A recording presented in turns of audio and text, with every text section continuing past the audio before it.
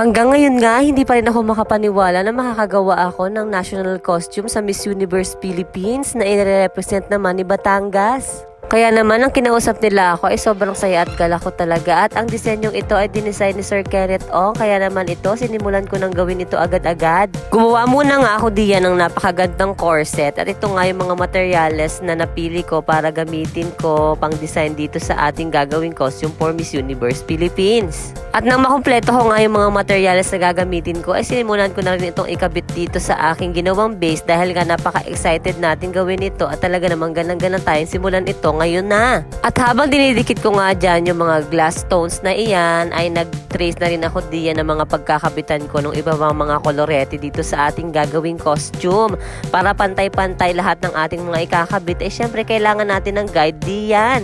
Sa mga magtatanong nga diyan bakit idinidikit ko lamang daw itong mga glass stones na ito, ito po ay parang guide lamang para naman mas maayos nating matahiin isa-isa dahil nga itong glass stones na nabili natin ay meron siya mga butas na pwedeng tahiin. Kaya naman ilalagay muna natin siya at idinidikit muna natin siya para may guide tayo at tatahiin na lang natin pagkatapos. At dahil nga bubuyog inspired itong costume na gagawin natin ay black at yellow na mga beads talaga ang ating napili diyan para mag-complement siya dun sa design na ibinigay sa atin ng designer ni Miss Batangas.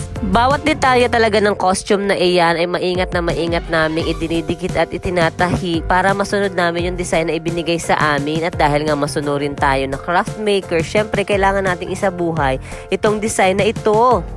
At dahil nga ibang level na ang paggagamitan ng costume na ito ay maingat na maingat talaga namin dinedesignan yan at pinagugugulan talaga namin ng pansin at panahon at talaga namang ang mga ideas ko diyan ay lahat ay gumagana para matapos namin ng maayos at maganda ang kakalabasan nito. After ko nga mailagay diyan ang mga beads na dapat ay idikit ay sinimulan na rin naming ilagay ito at tahian ito mga beads na dapat talaga ay itahi.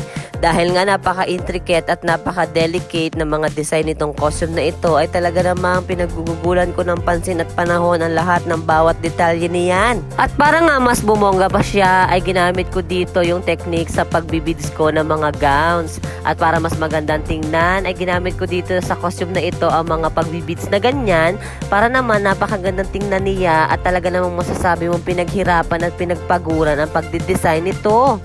Hanggang ngayon nga, hindi ko pa rin nakalain na makakagawa ako ng costume sa Miss Universe Philippines dahil noon talaga ay pinapangarap ko lamang ito at kapag nanonood ako ng National Costume Competition nila ay naiisip ko na lamang na sana makagawa din ako noon balang araw at hindi ko akalain na ngayong taon na nga ito mangyayari. Kaya naman labis-labis ako nagpapasalamat sa mga taong nagtiwala sa akin at kumuha sa akin upang gawin ang costume na ito, lalong-lalo na sa aking pamilya na tumulong kung paano mabuo ang costume na ito at sa aking mga kapitbahay na kahit papaano ay nabigyan ko ng kaunting trabaho para mabuo itong costume na ito. At syempre sa puong may kapal na kung hindi dahil sa kanya hindi tayo magkakaroon ng talentong ganito. Kaya naman labis-labis ako nagpapasalamat sa lahat-lahat ng mga biyayang ganito at sana po ito ay magtuloy-tuloy na sa aming pamilya.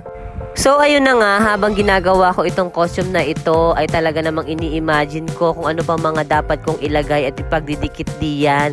Dahil doon sa design, syempre ganun lamang yung pinakang design niya, hindi mo malalaman kung ano yung mga dapat mong ilagay. Kaya dapat pagganahin mo talaga yung imagination mo para mas mababongga mo yung pinakang detalye ng costume na yon na binigay sa iyo. Kaya naman napakalaking challenge ito para sa akin. At habang nilalagyan nga namin ng beads sa mga base ng costume na iyan, ay gumawa na rin ako dito ng mga mold para naman mas makadagdag sa design na gagawin natin. At bago ko nga idikit iyan, ay syempre pininturahan ko na muna ito ng color black dahil hindi na natin pwedeng sprayan iyan pag nakadikit na. Kaya inunahan na muna nating sprayan bago natin idikit at idisenyo dito sa pinakambewang ng ating ginawang corset. At syempre, sa paglalagay ng mga disenyong ito ay kailangan din nating pag-isipan ng maayos kung paano natin ipepesto ng maganda ito para naman kapag natapos na natin ay maganda yung kalabasan niya. At syempre, kapag okay na ang lahat at satisfied na tayo sa ating mga pinaglalagay ay pipinturahan na natin iyan ng ating gold paint na ginagamit kalimitan. At syempre, para mas mapalabas natin yung pagka-baroque style nitong mga mold na ginamit natin ay pipinturahan natin ng maayos at maganda yung mga mold na iyan. At pagkatapos niyan ay patutuyuin muna natin. At dumako naman tayo dito sa paggagawa ng base ng gagawin natin pinakang corona nitong costume natin. Simple DIY na paggagawa ng ating base ng corona. Kaya naman ito, panoorin ninyo. Pagkagawa ko nga diyan ng pinakang pattern nitong gagawin natin corona, isinukat ko na muna ito. At nang sakto na siya at maayos na, syempre lalagyan na natin ng pampatigas na alambre diyan sa pinakang loob at itidikit natin ito dito. At pagkalagay ko nga diyan ng alambre na pampatigas dito sa pinakang base ng ating DIY na corona, ay iikot natin iyan na ayon dun sa pinakang bilog ng ating ulo para magmukha talaga siyang corona. At ganito na nga ang kinalabasan ng ating DIY na base ng corona. At para mas mapabongga natin yan at hindi siya magmukhang ganyan lamang, ay lalagyan natin siya ng mga mold natin na pininturahan natin ng color black. Depende na rin lang sa imagination natin kung paano natin ipipestoya ang mga mold na iyan para mas maganda siyang tingnan. Syempre, depende pa rin sa ating pagiging creative ang magiging kalabasan ng mga ganitong klase ng bagay. Kaya naman, be creative. At after nga nating ma-sprayan niya ng base na black, ay syempre, pipinturahan na natin ito ng color metallic gold. Same process lamang ito at kalimitan itong mga ganitong technique ay nakikita nyo sa mga video ko, kaya hindi na po ito bago para sa inyo. Kaya naman sundan nyo lamang po yung mga video ko kung paano gumawa ng ganitong klase ng DIY na crown. At para naman mas fabulous ang ating corona, syempre yung pinakang loob na part ito ay lalagyan din natin ng metallic gold na paint para naman malagyan din natin ng maliliit na bato para mas shining, shimmering siya. At pagkatuyo nga ng aking mga pinaglalagay ng mga pintura diyan, inilagyan ko na rin ito nitong color yellow gold na glass stones para magdagdag kinang siya dito. At pagkatapos kong lagyan ng mga glass stones iyan, syempre lalagyan natin yan ng maliliit na beads doon sa pinaka mga spacing niya. At dahil nga kailangan pasabog talaga ang costume natin, ay syempre wag tayong titigil hanggat hindi natin nasasatisfy sarili natin at napapaganda itong mga kolorete ng ating mga ginagawa. Kaya naman dire-diretso lamang ako sa pagdadagdag diyan ng mga pampaglamour at mga pampashimmer para naman mas mapabongga natin itong mga ginagawa ko dito. Dahil kailangan nating isatisfy ang ating sarili na kung saan kailangan nating makita na bongga-bongga na itong mga pinaglalagay natin dito para mas glamorous talaga siyang tingnan.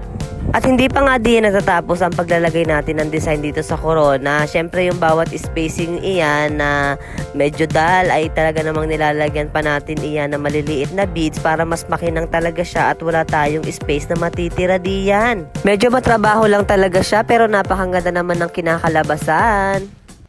At dumako naman tayo dito sa pagdidesign ko nitong mismong boots niya na pininturahan ko ng color yellow. Itong boots na ito ay in-order ko lamang online at kulay gray yung dumating. Kaya naman inisprayan ko ito ng color gold at para mas mapabongga natin siya, itatata rin natin ang bonggang-bongga iyan itong mga rhinestones na binili natin online. At sa pagkakataong ito ay yung mga kapitbahay namin na binigyan namin ng mga extra na trabaho ang pinagdikit ko ng mga beads dito sa boots na ito dahil napakadami talaga ng mga kailangan nating idikit dito at para mas bongga siya ay kailangan paggugulan talaga ng pansin at kailangan marami talaga yung magdikit ng mga rhinestones dito. At habang ginagawa nga nila iyan, ay sinimulan ko na ring buuhin itong pinakang gloves ng ating magiging costume. At gumagawa nga ako diyan ng pinakang spikes niya dahil doon sa mismong design na binigay sa akin ay may spikes doon sa pinakang braso niya. Kaya naman ito, ginagawa na natin ng emote, itong pinakang spikes nitong ating costume. At pagkagawa nga natin niyan ay drinuwingan ko na nga ito nitong para mga spikes na ganito sa mamamagitan nitong glue gun na ginagamit natin para magkaroon siya ng mismong design niya. At pagkatapos niyan ay pipinturahan naman natin ito ng color yellow at ikakabit na natin ito dito sa mismong gloves natin. At syempre, parang mas bongga ang ating mga ginagawa, ay tatatarin na naman natin iyan ng mga rhinestones na color black at gold na may pagka-rainbow para mas maganda yung effect nitong ating ginagawang gloves. Kaya naman hindi ako tumitigil hanggat di ko ito napapaganda. At ito naman yung pinakang leggings na parte ng ating costume.